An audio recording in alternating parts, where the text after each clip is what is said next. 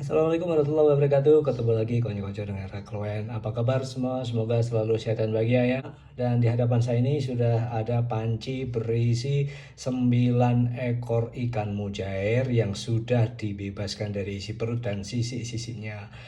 Kok diletakkan di panci mau diapakan? Nah, jawabannya sederhana. Ini mau dikukus. Loh, kok dikukus? Bukannya digoreng seperti biasanya. Iya, saya pernah sering menggoreng, tapi ternyata bosan. Mau menikmati mujair ini dengan cara yang berbeda. Nah, sekarang saya kukus dulu mujair ini biar nanti tanak dan siap untuk diproses menjadi sesuatu. Ayo, ikuti kawan-kawan. Saya nyalakan kompornya dulu. Cus. Nah, api sudah menyala dan sekarang mujair siap ditanak. Bismillahirrahmanirrahim.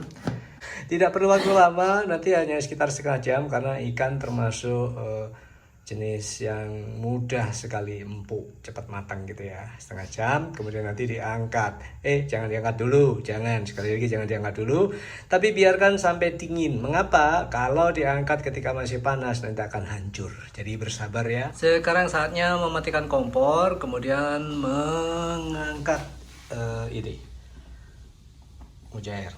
Bukan mengangkat sih. Nah, perhatikan kepada konco-konco, seperti inilah tampilan ikan mujair setelah dikukus. Ini kalau langsung diangkat nanti hancur, makanya biarkan saja tetap berada di dalam panci sampai dingin, lalu diangkat untuk diambil dagingnya. Ini pecah-pecah ya. Ya karena dikukus seperti ini. Nah, ikan mujair sudah dingin, sekarang saatnya memindahkan ke panci. Seperti ini, konco-konco. Pindahkan satu persatu. Tapi tetap harus hati-hati agar tidak hancur. Kan ini rapuh banget. Nah, ini kan sudah ketarik di siripnya.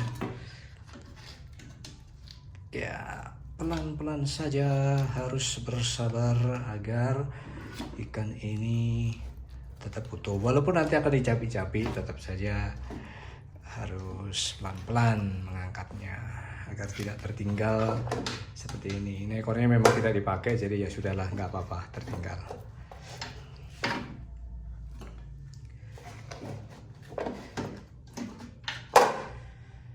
Selesai, 9 ekor sudah saya pindahkan dari panci pengukusan ke panci penampung. Sekarang saatnya saya memisahkan daging dari tulang-tulang, sirip, kepala, dan ekor. Yuk ikuti.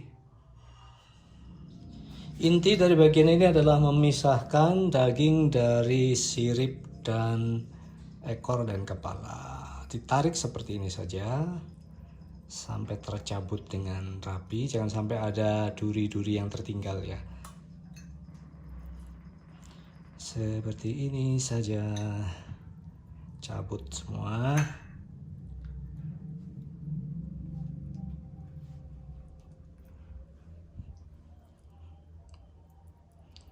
Lalu dibelah,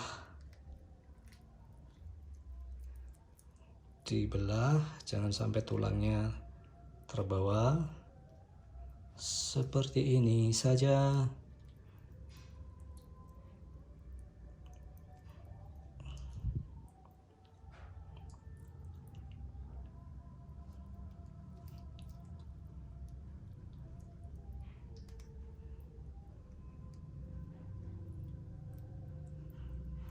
Apakah kepala tidak dimanfaatkan? Boleh dimanfaatkan, dipisahkan saja dari tulang ini, kemudian kepalanya bisa digoreng tersendiri.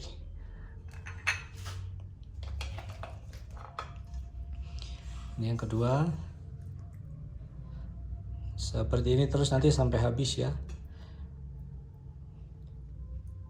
Tarik pelan-pelan, jangan sampai tertinggal.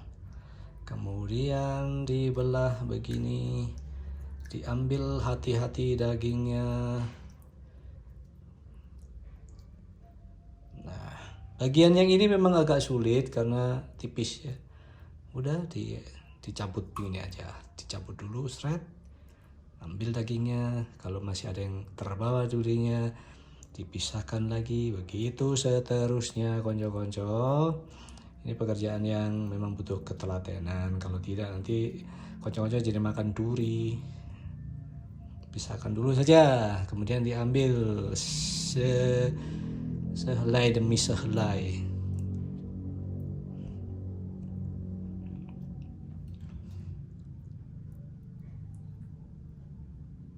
Sudah bersih seperti ini kaca-kaca, tidak saya shoot semuanya, yang penting sudah saya contohkan 2 ekor saja bagaimana cara memisahkan daging dari tulang dan kepala. Oke, lanjut. Nah, inilah hasil pemisahan daging ikan dari tulang, kepala, dan ekor. 9 ekor ikan mujair sudah terkumpul dagingnya di mangkok ini dan siap untuk menuju proses berikutnya. Tunggu konco-konco. Bumbu-bumbu yang dibutuhkan sederhana saja, saya sengaja pakai bumbu alam ya. Ada bawang merah, bawang putih, cabai secukupnya. Yang biasa saya pakai itu bagian mana yang banyak? Yang banyak adalah bawang merah. Karena semakin banyak bawang merah akan semakin sedap. Itu menurut saya. Ada juga yang punya selera lebih suka bawang putih, silakan bisa ditambahkan bawang putih. Begitupun cabai. Kalau memang suka lebih pedas boleh ditambahkan lebih banyak.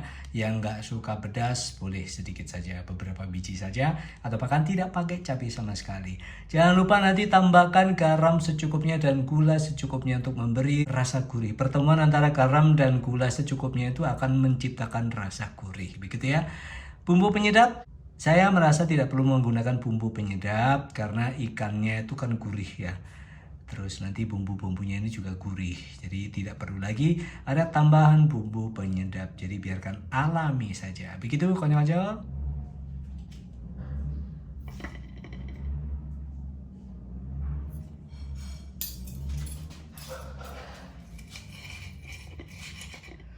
Bumbu sudah saya haluskan, tidak terlalu halus sih sebenarnya, masih ada suiran-suiran bawang merah ini. Tidak masalah, suiran-suiran bawang merah ini ketika nanti digoreng akan menambah efek sedap gitu ya. Karena nanti konco-konco bisa mengunyah suiran-suiran bawang merah yang sudah matang tergoreng ya.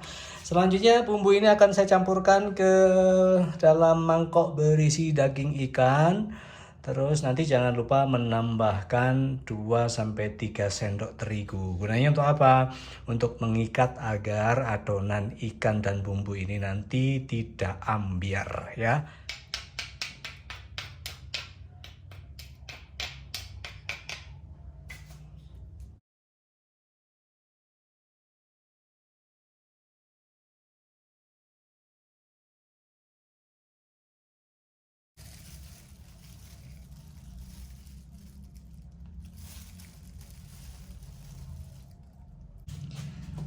Bahannya sudah tercampur, daging ikan, bumbu, dan terigu diulen seperti ini. Pakai sendok ya. Karena ada cabai, saya tidak tahan panasnya cabai kalau langsung pakai tangan. Seperti ini saja, diaduk-aduk, diulet-ulet sampai nanti tercampur rata. Dan siap untuk dibentuk.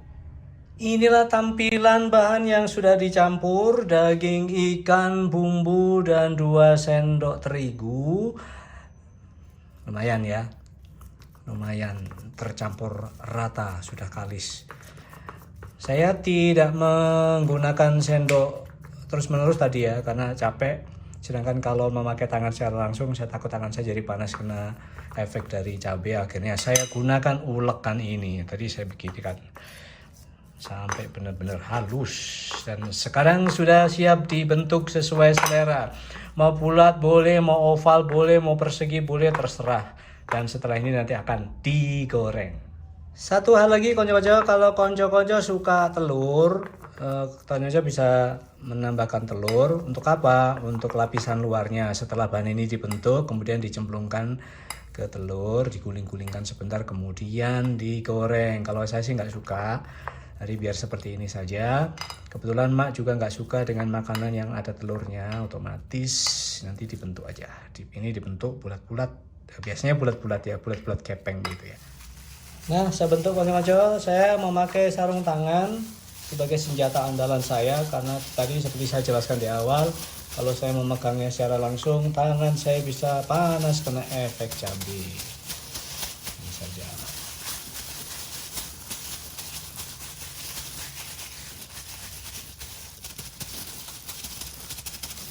Nah, keren kan? Nah, seperti ini. Jangan terlalu tebal. Kalau nanti saya bikinnya terlalu tebal, nanti bagian tengahnya itu tidak tersentuh minyak gitu loh maksudnya. Pokoknya gitulah, dipahami sendiri. Seperti ini. Tidak terlalu besar, tidak pula terlalu kecil, secukupnya saja. Aduh, rame kerapian yo.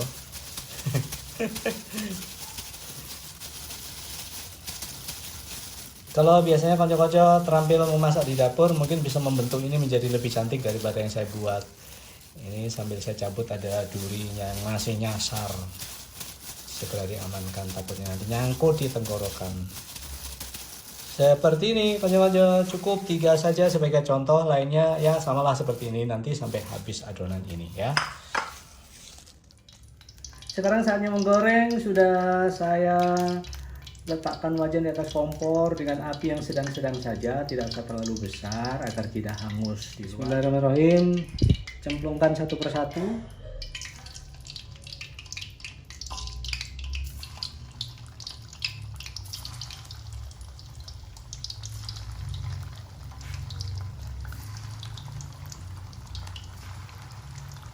Ingat jangan diaduk-aduk agar tidak hancur. Nanti diperkirakan ketika sudah kering bagian bawahnya bisa dibalik begitu seterusnya. Coba saya balik ya. Nah sebenarnya masih belum ini, saya terburu-buru saja. Inilah cara saya menyiasati ketika saya bosan memperlakukan mujair dengan hanya digoreng atau dipepes atau dibakar. Ya saya buat seperti ini. Belum kering bah, cukup susu.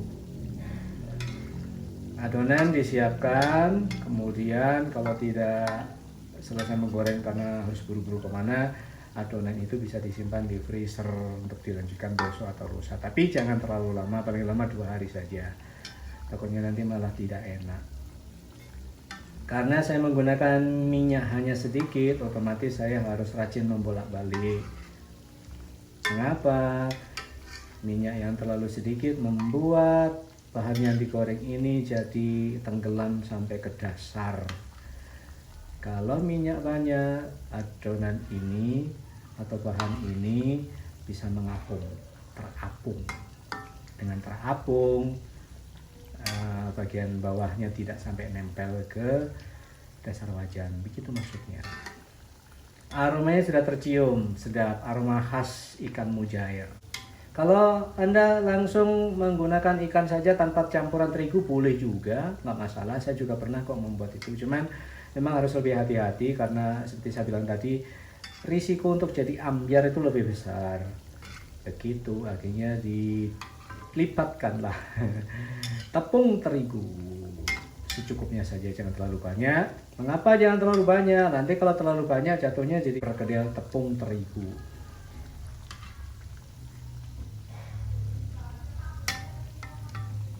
Kan saya terlalu semangat membolak-balik ini mau ambiar sedikit ini. Stop, sudah, jangan dibolak-balik lagi. Tunggu sampai nanti benar-benar kering dulu baru saya balik. Nah, perkedel mujair sudah berwarna coklat keemasan dan siap untuk diangkat. Bismillahirrahmanirrahim. Saya angkat dan siap untuk disantap. Anda bisa menyantapnya sebagai lauk atau sebagai cemilan dengan dicocolkan di saus tomat ya.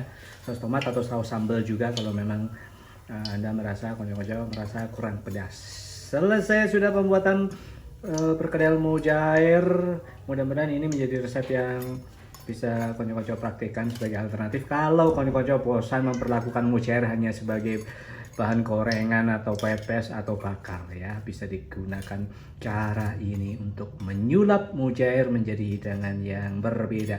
Terima kasih konco-konco, ketemu lagi lain waktu dengan hidangan-hidangan yang berbeda. Semoga kita semua selalu sehat dan bahagia. Assalamualaikum warahmatullahi wabarakatuh. Yuk santap perkedel mujair.